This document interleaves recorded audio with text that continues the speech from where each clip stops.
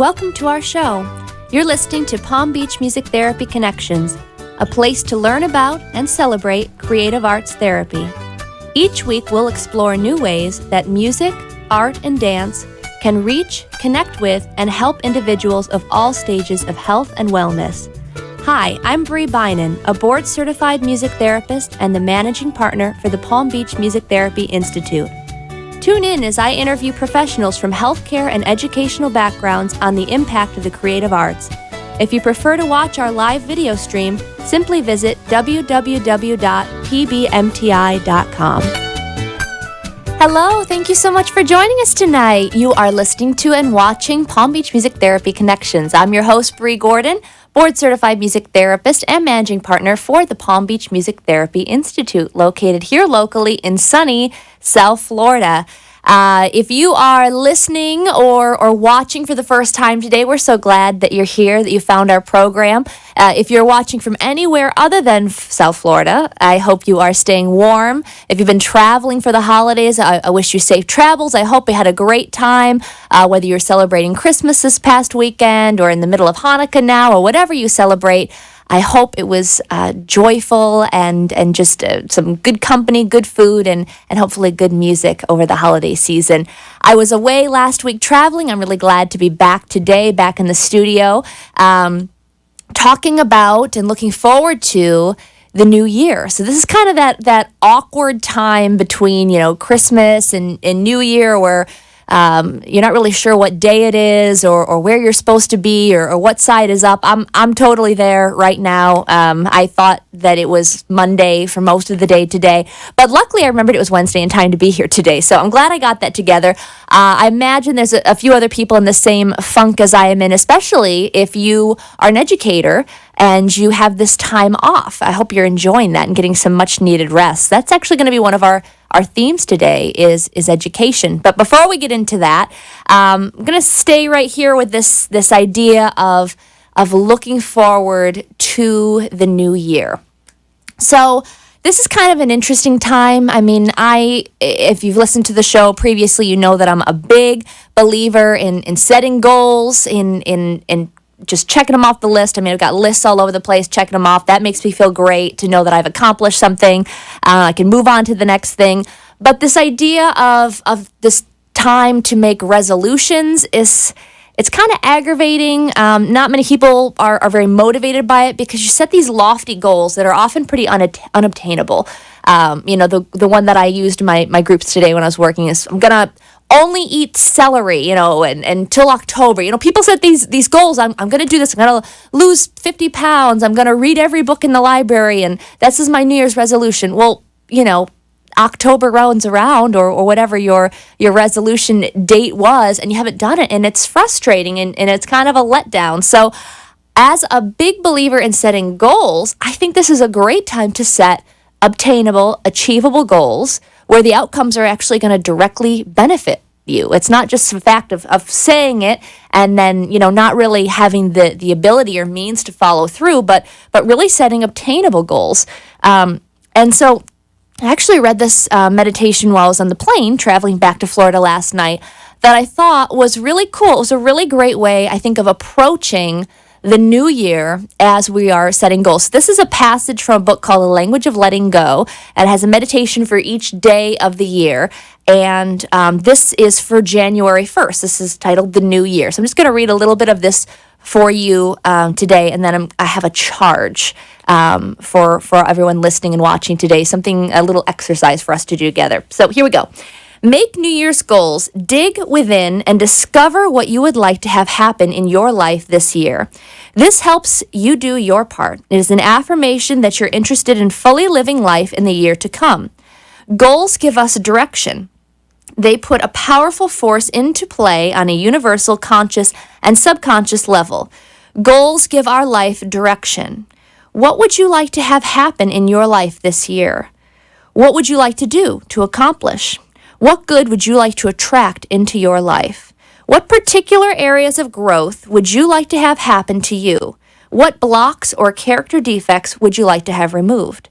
What would you like to attain? Little things, big things. Where would you like to go? What would you like to happen in friendship or in love? What would you like to have happen in your family life?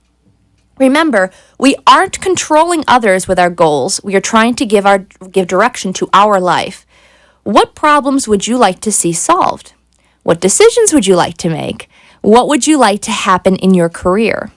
What would you like to see happen inside and around you? Certainly things that are out of our there are certainly things that are out of our control. Sometimes these events are pleasant surprises, and sometimes they are of another nature, but they're all part of the chapter that will be this year in our life and will lead us forward in the story. The new year stands before us like a chapter in a book waiting to be written. We can help write that story by setting goals. I love that. I love that way of approaching the new year, especially when it mentions, we setting goals or resolutions, whatever you want to call it. It's not about controlling the people, the things around us. Certainly, I know if I've learned this, I'm sure many people listening tonight have. We don't have control over many of those things. We're really only responsible and have control over ourselves. So how can we set goals that really are within our control, that are going to serve us, that are going to better our lives in the future? So, when I'm looking at 2016 as a whole, and it doesn't seem to be just me. I've heard this from so many people. It was just a really strange year. It was a really bizarre year, both in a lot of my, my friends, my community members' personal lives, professional lives, big year for change. Certainly if we look at pop culture, a lot of loss this year, a lot of changes with our political arena. And I have to really think that I have to think of 2016 as almost being like in a cocoon, and it's a little uncomfortable and it's a little unfamiliar, and it might feel a little threatening at times because we're not sure what's next. But to really think about it as this opportunity for change, for positive change, and to think about what can we bring from this year of change and unpredictability into 2017. What have we learned during this time? If it was a challenging year for you in any respect, what can we learn about this year that can help us look forward to the next year and have a better year?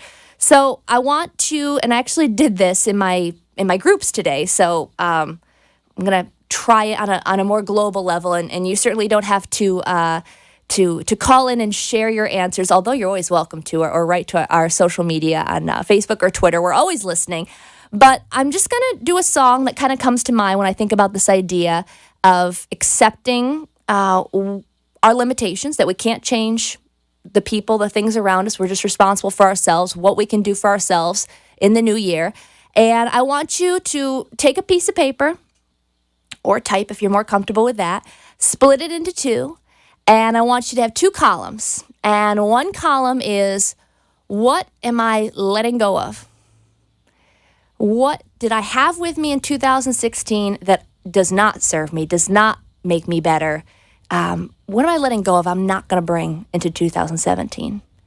And then what am I picking up? What am I attaining?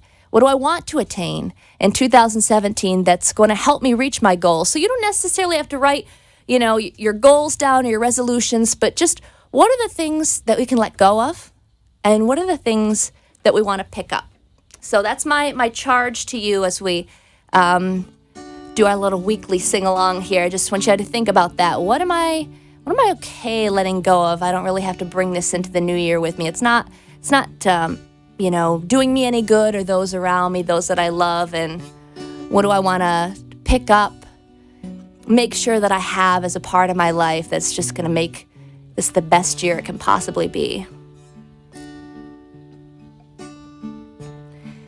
When I find myself in times of trouble, Mother Mary comes to me, speaking words of wisdom, let it be. And in my hour of darkness, she is standing right in front of me, speaking words of wisdom, let it be. Let it be, let it be, let it be, let it be. Whisper words of wisdom, let it be. And when the broken-hearted people living in this world agree, there will be an answer, let it be. And though they may be parted, there is still a chance that they will see. There will be an answer, let it be. Let it be, let it be, let it be, let it be. There will be an answer, let it be.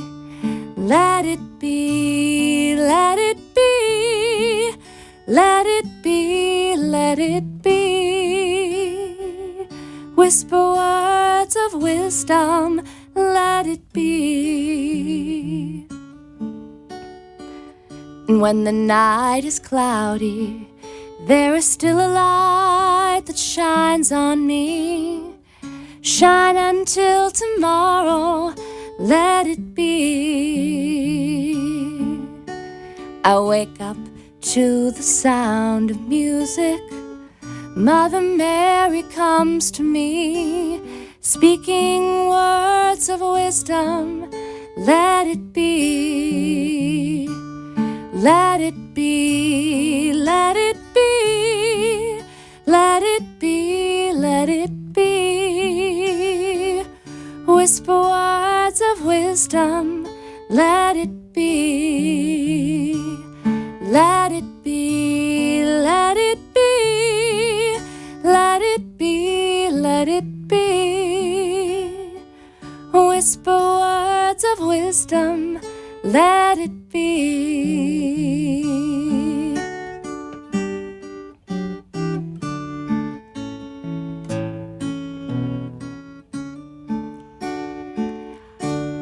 And certainly there are no better people to help us learn how to be our best and how to set us up for success and to share those words of wisdom than our educators. And I'm so thrilled to have two wonderful educators on our program today to share their background, their passion for what they do, but also how they face challenges in the education system and what creative solutions they have come up with for reaching their students and helping them reach their full potential. I look forward to introducing you to both my guests right after this quick commercial break. We'll see you after.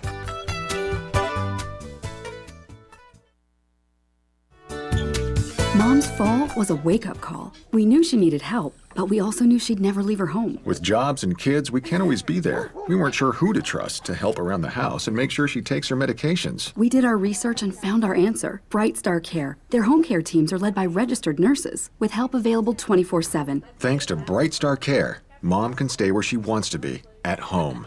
For a standard of care that raises the bar, call 844 for Bright Star. The Palm Beach Music Therapy Institute is a professional music therapy practice serving medical, community, and educational settings throughout Southeast Florida. With our experienced team of 11 board-certified music therapists, we use music and research-based therapeutic interventions to help individuals of all ages and abilities reach their goals and increase their quality of life. For more information on our services and programs, please visit our website at pbmti.com. Engage with us on Facebook, Twitter, or Instagram, or call us at 561-747-9944. You are listening to Palm Beach Music Therapy Connections. If you'd like to join the conversation, the toll-free number is 888-565-1470. Now back to the show. Thank you so much for joining us tonight. You are listening to and watching Palm Beach Music Therapy Connections. I'm your host, Bree Gordon, and we're doing a New Year's show, as this is our last show, 2016. I can't believe it. And talking about setting up for success. So the first portion of the show, we talked about personal success. But as you may know, if you've listened to the show before, I'm all about sending that elevator back down to help others, to help support our community, to help encourage others to reach their full potential. And the best place to start with that, I think, is with our educators. So I have a couple wonderful educators with us tonight. My first guest is calling in faculty member from Western Virginia University, Dr. Lindsay Williams. Dr. Williams, are you there? I'm here. Wonderful. Thank you so much for joining. I really appreciate it. I'm happy to be here. Thank you for the opportunity. Well, you're welcome. And actually, I should probably be thanking your wife for volunteering you and also thank you for accepting that volunteering. Well, and it's our anniversary, so we're carving out a time on our anniversary for this. So My gosh. I feel strongly about my this goodness. topic, Well, wow. Even more thank you for that. I really appreciate it. So your wife is an incredible music therapist. Just to make the connection, Dr. Dina Register, who's just an amazing advocate for our field and just goes around teaching all of us to be better advocates for music therapy. So thankful for her and for you and to take this time today. I don't know if you caught the beginning of the show, but really trying to focus on inspiring, ourselves, finding inspiration with ourselves, but also for sharing with others, especially children who are learning at all levels, how to really tap into their best potential. And you know what? Sometimes it takes a little innovation. It takes a little creativity, which as musicians, we thankfully have a little edge on that, which is helpful. But I'm so excited to learn from you, Dr. Williams, about your approach to this. And I want to just start with your background and, what kind of your interests were in as a child and what led you into the field you're in today. Sure. Well, I'm from Kansas. I'm a Kansas kid. My whole family are musicians. My father, grandfather, and uncle were all string teachers, actually, career string teachers. And I play trombone. I went kind of the band route, and I taught in band and choir in Kansas. I knew I was going to be a music teacher fairly early on because I love making music and I have always enjoyed interacting with other people. And I think even at a young age, I found that when I would teach private lessons to beginners, I was 14 or 15, that I was constantly learning from them because I couldn't see inside their head. In teaching a brass instrument, you can't see inside somebody's body. And so I was having to figure out what they were thinking about while they were doing a certain thing to get a certain sound and how to adjust that. And so I found over many years that asking questions and learning from your students is probably the best route to take. I teach now at West Virginia University, and I get to teach people how to be music teachers, which is the greatest job in the world. I can't believe I get paid to do this. And I also get to work with our Teaching and Learning Commons, and my project, I'm a faculty associate with them, and my project is helping university teachers and graduate students better engage their students. The university approach tends to be, or has tended to be, the sage on the stage. I'll stand in front of you and spout my knowledge for 3 hours, and you take it all in, and then I'll test you. And that's evidence suggests that's not the most effective way to do that. It's the most efficient way to give information, but I don't think it's the most effective way for retention, for making the information meaningful.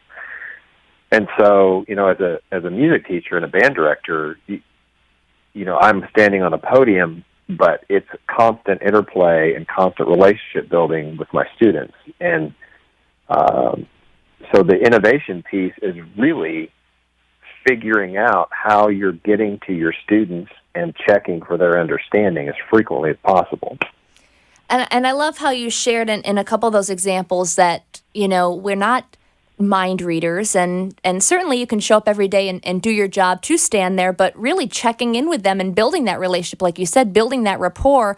It's simple, but so impactful. Probably one of the most meaningful pieces to really understand your students and what they're learning and what their learning style is. And would you agree that as musicians, it's kind of an advantage for reaching your students through music as a language? Well, I think it's an advantage because of the way our classes are set up. Our classes are so interactive. If you think back to your favorite elementary teachers or your favorite junior high or high school teachers, they were the ones that were probably really hard, but you felt like they really cared about what you were doing, and classes tended to move by quickly. When you're just sitting there passively having information provided to you and you're not engaged, I swear the clock moves slower. For sure. And so when I think back to those teachers who did what they thought was best, and they're good human beings, it just wasn't an effective way for me to learn. And so I don't want to be that teacher, and I have been that teacher. I'm sure you talk to some of my former students, they will say, "Oh my gosh, yes, he was so boring." And I hope that over the years I've learned how to be less boring, certainly. And I have so many colleagues that teach, K through 12 that are so brilliant and so creative that I love working with them because I learn so much from, people. My colleague teaching history in Kansas, Derek Abermite, is a brilliant teacher, and his kids love him because he makes history fun. He engages constantly. And so those are the people that we need to be using as our models. Absolutely. You're so right. I mean, and as you asked me, what are the teachers you remember, the classes you remember, the lessons you remember, it's always correlates with that level of engagement and interaction and the relationship. Going back to that, there's so much value in that. You've taught at several different levels. What are some challenges that you've observed in all of the levels, in the education system for just, the students, but also for teachers or professors for reaching the students? What are some roadblocks that you've observed along the way? Well, I think one of the biggest challenges that we all have as teachers is how can you make the information or the experiences meaningful enough that it will engage the students between the times when you meet them. So it's not simply sending home worksheets or homework. It's how can they do stuff. If I got students thinking about what we're doing in class between classes, then I nailed it. I mean, I absolutely got them hooked because life happens. But if there's that little seed that we plant that just keeps growing ever so gently, ever so slowly, that it takes root. Sorry to continue the whole herbology thing, but if it takes root in them, it is something that they're going to remember. It is something that they're going to use, whether they become a musician, a lifelong professional musician, or if they just play their instrument or they just sing frequently, then I have done my job by creating an independent, creative person. I didn't create the person, but I created an opportunity for them to utilize those skills that I helped them develop so that they don't need me anymore, so that they can go make beautiful music on their own. And I think the biggest challenge has been, how do you get kids motivated between classes? Go home and practice, fill out a practice report. Well, that's a way. I don't know how effective that was for me, but that's it, really, Bree, is getting folks to really kind of buy into what you're doing in class so that they can make it as real as possible for them. It's something that will last far beyond when they leave your 8th grade classroom or they graduate from high school, or in my case, they graduate from college, and they go do other stuff. Absolutely. That's one of the... Go ahead, I'm sorry. Oh, no, I just agreeing with your point, and, just to keep your metaphor going, because I love a good metaphor, what are some of your tips for watering that seed, to keep it growing, to keep cultivating that interest and that engagement between classes? Oh, I think it's me working harder between classes to find ways for the students to work harder during the classes.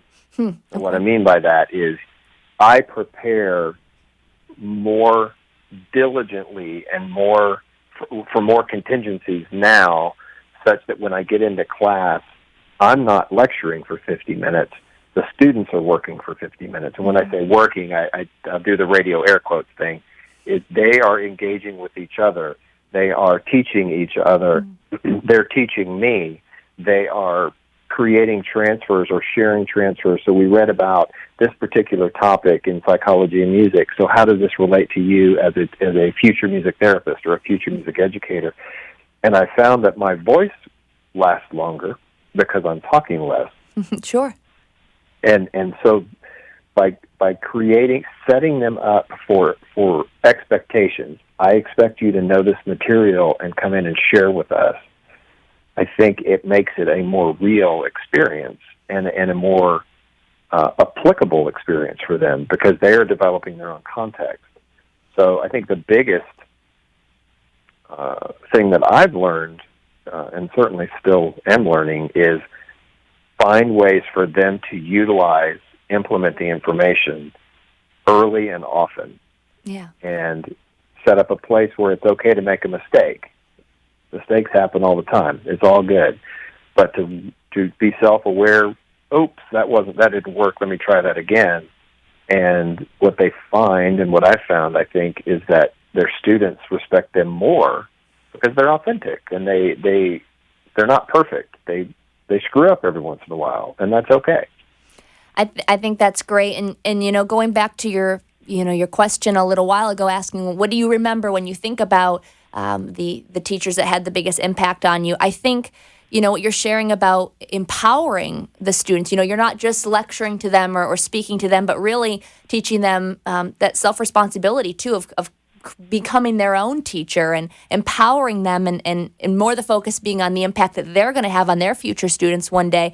I think you just take such more of an investment, or feel more invested in that, I should say, as a student, knowing that this is not just being preached to me. This is actual real life knowledge I'm going to be using when I leave the classroom. That's the real lasting impact.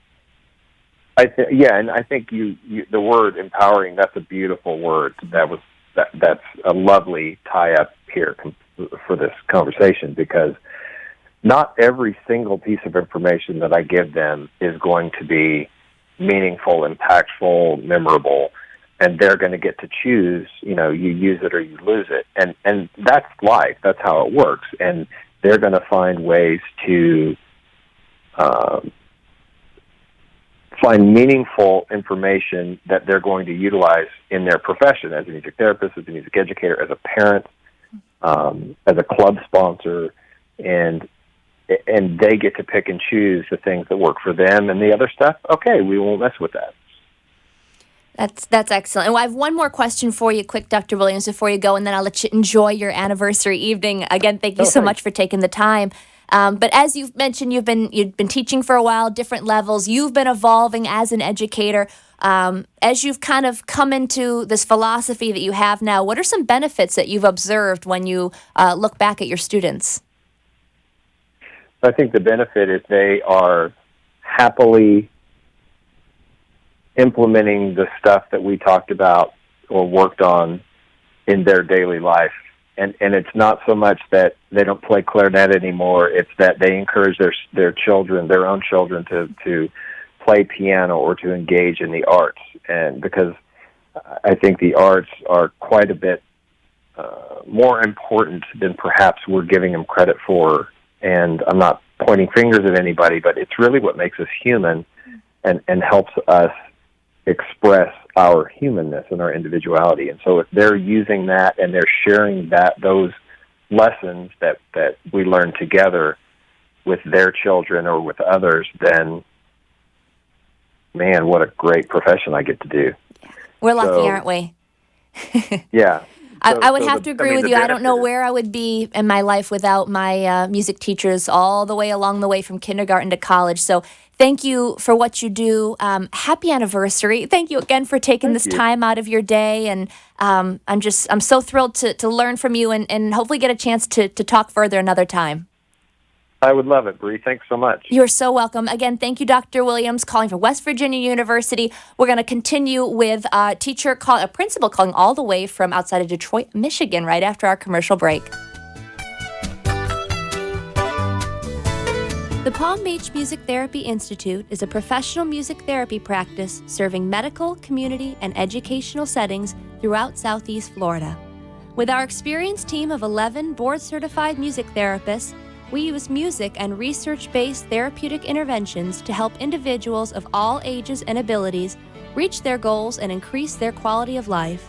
For more information on our services and programs, please visit our website at pbmti.com. Engage with us on Facebook, Twitter, or Instagram, or call us at 561-747-9944. Mom's fall was a wake-up call. We knew she needed help, but we also knew she'd never leave her home. With jobs and kids, we can't always be there. We weren't sure who to trust to help around the house and make sure she takes her medications. We did our research and found our answer. Bright Star Care. Their home care teams are led by registered nurses, with help available 24/7. Thanks to Bright Star Care, Mom can stay where she wants to be, at home. For a standard of care that raises the bar, call 844 for Bright Star. You are listening to Palm Beach Music Therapy Connections. If you'd like to join the conversation, the toll-free number is 888-565-1470. Now back to the show. Thank you so much for joining us tonight. You are listening to and watching Palm Beach Music Therapy Connections. I'm your host, Bree Gordon, board-certified music therapist, and we are talking about empowering ourselves and our students. Maybe it's your children, maybe it's those that you care for in your care. What are some tools for helping our community be the best they could possibly be? And one of the best places to start with that is obviously talking to our educators and getting their tips and their tricks for how they motivate their students and their community to really rally behind their programs. That's so important as well. So we were just speaking with Dr. Lindsay Williams, who is a music professor at West Virginia University. He was sharing a little bit about teaching at all different levels, some challenges he's observed throughout the education system and reaching his students, and some tips for really engaging them. His key was really making the classroom interactive, not just standing on a podium and delivering the message, but really empowering the kids to get engaged, get involved, and then watch how they take those lessons and share them in the real world, which I think is awesome. So now we're going to be speaking to a high school principal I love it, everybody's all over the place today, calling all the way from Carlton, Michigan, about 30 minutes outside of Detroit, from Airport High School. Chris, are you there? Yes, I am. How are you tonight, Bree? I'm doing well. How are you? I'm great, thank you. Thank you so much for taking the time to join us tonight. Pleasure to be on the radio. Thank you. So, again, I'm so excited to be kind of talking to some educators at different levels. And I know you're in a position as a principal now, Chris, over at school, and also overseeing the several programs that we're going to be talking about, which are so exciting. But you have a background in special education as well. Is that right? That's correct. I started as a special ed teacher. I'm going to date myself a little bit, but probably about 15 years ago. And I did that for a while, and at that point, I never thought I'd ever want to leave the classroom. I enjoyed my specialty was learning disabilities, and I loved the classroom. I loved being around those kids because they were the challenging kids. Nothing came easy to them for whatever reason it was, whether it was an emotional impairment or a learning disability. And I got a master's degree in educational leadership, just as a fail-safe, and I got into the administration side of education and thought I could make a bigger impact on not just special education students, but general education students, and pursued that. And with a special ed background, administration came pretty easy because it's a pretty in-demand field. That's wonderful. And I don't know if you were able to catch the first part of the show today, but Dr. Williams was just kind of threw out the question of think about, with the professor or class that had the most impact on you. And I was wondering was there any particular teacher that you had growing up that really reached you in a special way or almost encouraged you to go into this field? It's kind of funny because I tell my students all the time when I talk to them and they tell me how much I dislike school. I just want to be done with it. The teacher that I had that had the biggest impact on me was a social studies teacher that I had when I was in high school, and him and I never saw eye to eye. I mean, we constantly would butt heads just because we were both stubborn. I'm sure I can probably look back and say that now, but he challenged me to be a better person and to be a better student. Now, sometimes it didn't always pan out that way from the student side of things, but And to this day, if I see him, he works at a local golf course as a starter. If I see him there, we always kind of laugh because he never in a million years would have believed that I went down the path I did in the education world. But at the same time, I tell him it was his class, that he was such an impactful teacher because he didn't stand in front of the classroom so much and lecture. He'd let you do different things. It was a big inspiration for me from an education standpoint, and something I tried to base how I taught off of when I did that. Excellent. That was going to be my next question. How has that style of teaching influenced your work? It's kind of funny now. I look back in my role now, and indeed I've been an administrator now for 11 years, and I look back and I said, God, I could have been such a better teacher when I was in the classroom. Because, you do the things that he inspired me to do, but education's ever changing. I saw a great video about a week ago that our superintendent sent to the admin team, and it was a video about a young man. He was suing the local school district. It was just a run-of-the-mill school district, but he talked about how the phones have changed in 100 years. What a cell phone is now from what a telephone was 100 years ago. What a car the difference is from 100 years ago to now. And then he showed a picture of a classroom 100 years ago and a picture of a classroom now. And they're the same thing. They're all in straight lines. They all want to raise their hand. That's not student engagement when you walk into a classroom and everybody's quiet. Mm-hmm. I want to see chaos. I want to see organized chaos. I want to see kids up and moving around, collaborating with their partners in the classroom, having the teacher be more of a facilitator than a lecturer. The kids don't want to do that. Mm-hmm. They can get information. Information's easy. They can type something in their phone and have information on anything. But to actually be able to teach it to a person, that's true mastery of the concept that you're on. And that's, and it's kind of like we were talking about earlier, too. Certainly you start in a place, and I mean, this is true of any field. I can certainly correlate it to my field as well. You start in a place with, you're trying to cram everything you've just learned in high school and college, and if you go for your master's and apply it to the real world. But really, you're never going to develop, your true style or your true philosophy until you have that experience. So it's ever evolving, and that's really neat that after 15 years in the field or 11 years in administrative work, that you're able to take the things you've seen, and the things you've experienced firsthand, and certainly we all have, our successes and challenges, and share that down with your team. Has that been, I know we're here to talk about kind of the innovative ways to reach students in new ways. Do you have an opportunity for that in your leadership role to really share that with the teachers and to share your vision with them? Absolutely. And, I'm fortunate. I have a Board of Education. The 7 members of our Board of Education are phenomenal at letting us handle students and let us run the buildings. And they work in the policy, and they are a great support network for us. I got a superintendent that there isn't another person on the planet that's more kid first than he is. And when we start kicking around ideas for what we can do to service not just our brightest and best and our top 30% of kids that are college bound, regardless of how we teach, but our middle 30 and our bottom 30+%, we got to do something to reach them, because every kid can learn, and I don't want to hear it from anybody else who says they can't. You just got to find a way to reach them. Yeah. So about 5 years ago, we started getting into the virtual world because we can fight it, and a lot of the staff at the high school I'm at, we're kind of reluctant at first. Because they figure, well, you're going to put a computer in front of a kid, and it's going to replace my position. Well, you know what? A computer's never inspired anybody. The computer is a tool. The teachers still need to be there. The classroom, I can preach all I want to the staff, but they're where the rubber meets the road. Mm-hmm. They're the ones that actually have to put it into practice. And I have a phenomenal staff at Airport. And they immediately looked at that as we went through different avenues of how we can reach all learners, whether it be the high achievers or the strugglers, and they were on board. And, my superintendent and I would sit down and we said, well, what about a virtual academy? How can we help kids they dig a hole their freshman year because they just don't, it's a big transition from 8th grade to 9th grade. It's the biggest transition they make.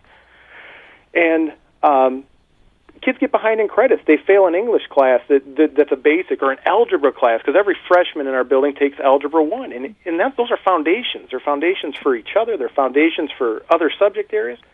So why? And then we'd say, well, let's stick them back in it at sophomore year, and they can take Algebra 1 and geometry at the same time because, like you said, we got to cram all this stuff in. We got to get everything covered. So we started, hey, if a kid is struggling, we're going to give them another support. We've got a virtual network where we have an online curriculum that's approved by the Michigan Department of Education, and then we have support teachers in there. So it's an amazing thing to see. You have 40 kids of all different learning styles on different classes at different capabilities, and 3 teachers walking around going to help and facilitate to each one. Where if the kid asks the question, the teacher can ask a question back, and then we get into the Bloom's taxonomy and the higher order thinking.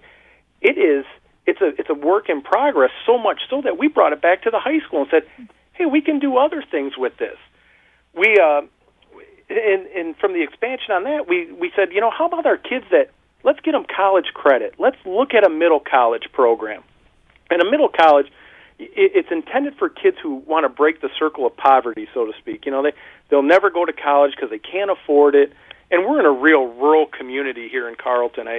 We're one of the largest school districts by square mile in the lower peninsula of Michigan because it's a lot of farms, it's a lot of agriculture. It's a beautiful community. But with all that being said, we have kids that can't make it. They don't have a car to get to the community college, which is 20 minutes away, or they don't have access to dual enroll or all these credits.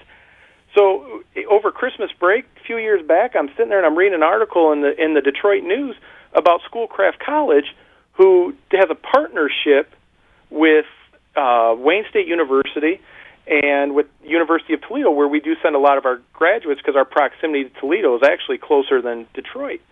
So we start having my superintendent and I started having the conversation with our virtual academy director, and I said, why don't we see if they have an online program for us that we can have our kids take online classes here at the school. We'll provide teacher support on our end, and the kids can take the college curriculum. So we went and met with Schoolcraft College, and lo and behold, they come out with, we've been waiting for somebody that wants to do this program. We were the first high school in the state of Michigan to have this program where our kids can earn an associate's degree and their high school diploma. They have to stay one extra year, which some people kind of frown on that, but other ones are. And they can earn that all paid for by the public school system. So when they walk out of their 13th year, they've got a high school diploma, they got an associate's degree in computer information systems from Schoolcraft College. That's awesome. It's great because, of course, you're going to get some of your high-level students that get in there and do that.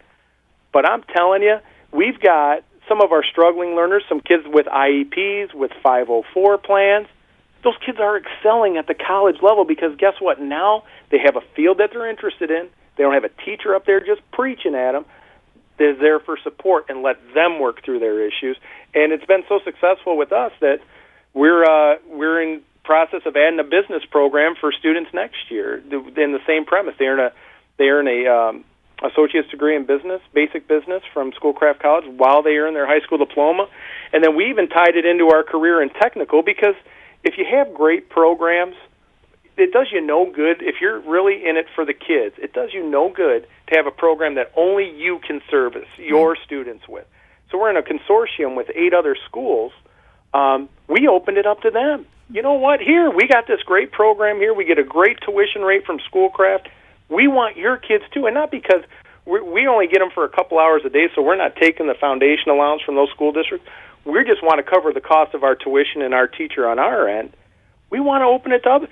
So as of a program that started 3 years ago with 3 kids, one of them didn't make it, and there's going to be bumps in the road that we had to learn to adjust to.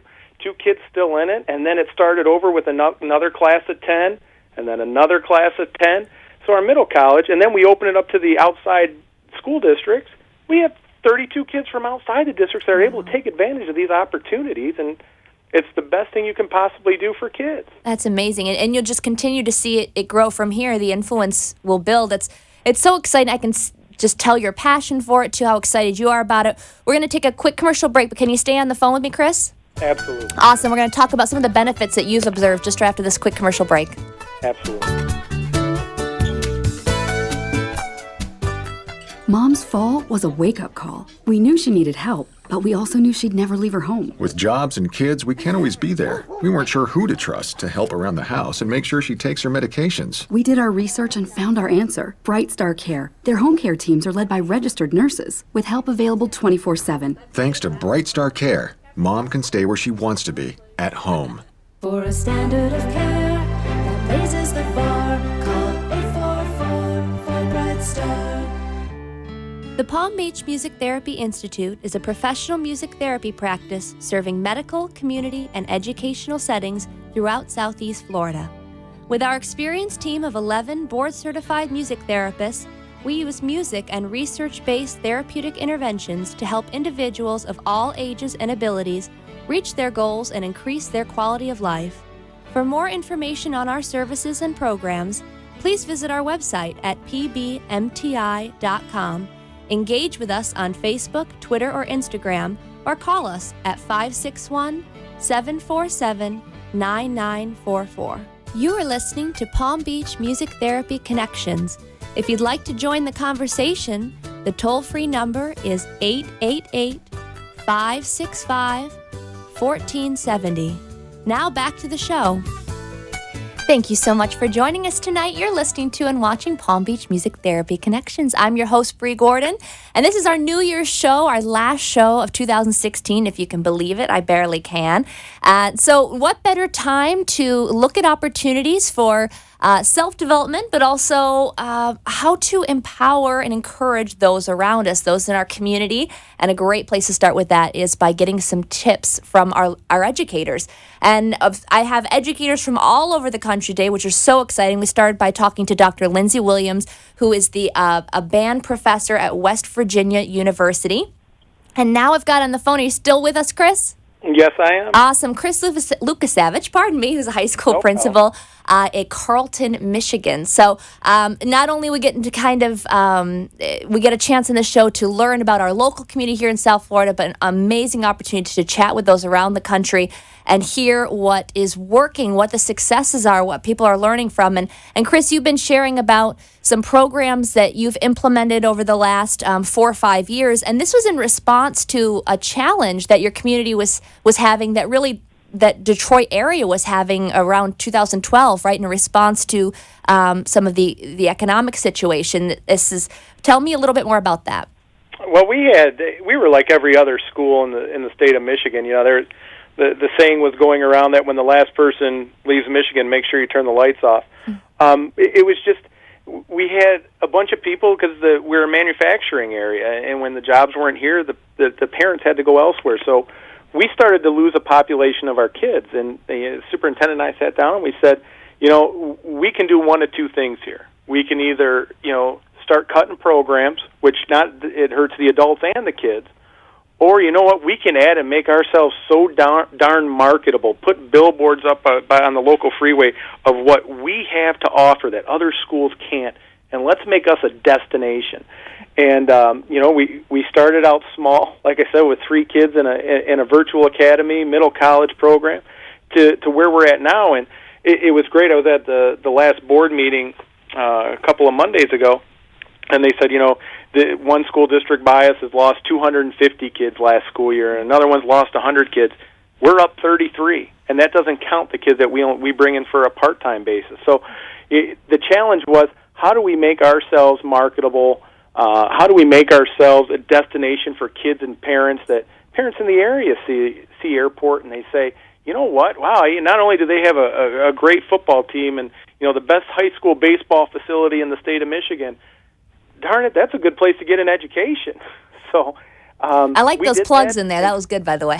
What's that? I like the plugs. You're not only the best at all of this, but we're also the best at that. So that's right. You know, the baseball field, I can't argue with. That is, MLive did a survey of the entire state, and we were voted the best high school baseball field in the state of Michigan. But, you know, again, you do that stuff, and, yeah, that draws 1 or 2 kids. But you know what? That's not what parents, and I look at it as a parent myself. Yeah, I want my kid to be playing a great facility or do that. But you know what? If my kid isn't going to college, it's going to be a drag on everybody. We got to prep them to be college and career ready, no matter what they do. It was great. We had our graduating class last year. 92% out of 188 kids went on to a post-secondary, whether it be a trade school, the military service, a 4-year university, a 2-year college. Not over 92%. That's awesome. a great accomplishment for our kids in our community. That's amazing. What are some of the things that you're observing as some of these programs or these new programs are getting rolled out and implemented? What are you seeing, in the classroom? I mean, before graduation even happens, that's awesome to hear about what's happening after graduation, but what positive responses are you seeing in the schools day to day? Our failure rates have been cut tremendously. I mean, we started a JETS Pro. We call it our JETS program because we're the airport jets, where we have a math and reading intervention teacher in a classroom, and it's high impact on a small group of like 20 to 25 kids in a classroom, and that we catch them early. So we work with the middle school to say, who do you have coming over to us that struggles in math and English? And the biggest struggle we have is we don't have enough staff to put, because you'd love to give intervention to every single kid. I heard your last guest talk about empowering kids. Mm-hmm. Man, you'd love to give enough teacher support to let them empower themselves a little more. That's the biggest challenge we have. We're financially strapped, just like every other school district. We don't have the best amenities or anything like that. We do it because we struggle to give the kids the best education we can, regardless of where their learning ability is. So, that's a big challenge from that standpoint. And also, it's when you make changes, especially when you start talking about a virtual world at times, sometimes it upsets the adults that are working in the district because they feel like they're unappreciated or undervalued, and that's not the case. But that's the hardest thing sometimes is when you're making decisions, you make decisions that are best for the kids versus what's best for the adults. So I was just going to say, I've loved about this entire conversation today is it's just addressing the fact that it's not one size fits all. And if we're really going to make an impact, you really need to meet these kids where they're at. And we're in a technological age, and I think not only is this a great way to reach kids with a language that they speak, but it's also some of the best job security that you could possibly come out of school with. I mean, these jobs and technology are going to do nothing but grow, and beyond that, I would think the next best job security is something with business skills. So to hear that you guys are taking this program and growing it into a business program, I think that's perfect. And I heard a stat the other day that we are training kids for jobs that don't even exist yet. And not just airport, not just colleges, universities. We're training them for jobs that don't even exist because it continues to evolve. Yeah, absolutely. You mentioned a little bit earlier, when talking about just 3 students starting in the beginning and then 2 continuing on and little challenges along the way. I mean, there's a big gamble in launching something large like this, introducing something like this to a district. So what are some lessons that you and the rest of your staff and your administrative staff have learned along the way as this has been evolving? The best advice I can give is when you have these ideas, don't sit on them for 6 months to a year and say, you know what, I'm going to map out every possible problem we can have and every solution. You got to remember, you're in the business of dealing with kids. So there's going to be things that you don't see or don't anticipate. My advice to you is jump in with 2 feet. Get in there, and you know what? Be up front. Talk to the parents. Have communication. I met with those 3 parents all the time. It was just, hey, this is what we've experienced. This is how we're correcting it. And you learn that by a trial and error. But in those kids, like I said, the one's going to graduate this year, and it's awesome to see it, but it wasn't because of anything we did. We just learned. We learned together, like your last guest was talking about. When you're in education, you never get to the top and say, well, I know everything now. You get to the point where if you're a true educator and truly are in it for kids, you're learning every minute of every day. I don't walk into my office every day and say, you know what, I had the same thing happen to me last week. It's different every day. And just that would be my advice. Jump into it, and you'll figure it out as you go. Communicate with the parents, with the kids, and have people around you that you can trust. Mm-hmm. We have a great counseling department, great teaching staff. I have a phenomenal assistant principal, superintendent. I work with great people. I don't work with a bunch of knobs. I work with people that want to be there for kids. Mm-hmm. So when you do all those things, you figure those out. But like I said, that's the biggest challenge. It's just sometimes you're going to have some things that that jump up and bite you. You're dealing with kids. You know what? You find a way to pull it together and get through it. Yeah, absolutely. That's just great advice in general. Jumping in, obviously communication is key. One of the big things I like to promote on this show is just connecting our listeners or viewers with resources in the community. And the community is such a big part of it. The whole adage of it takes a village, but a program like this, it really does. And when I hear you talk about, the meeting you had with Schoolcraft and them saying, hey, we've been waiting for someone to come in with this idea. I mean, what an impact the community has had on the success of this program, I imagine. Right. And we're a half hour away from Schoolcraft. They didn't, I told them on our seniors' last day of school, all of our seniors drive in their tractors. We'll have 60 tractors lining our parking lot. I invited them down to see it. I'm like, hey, you guys have got to see this. It's amazing. That's awesome. What a great way to get them all engaged.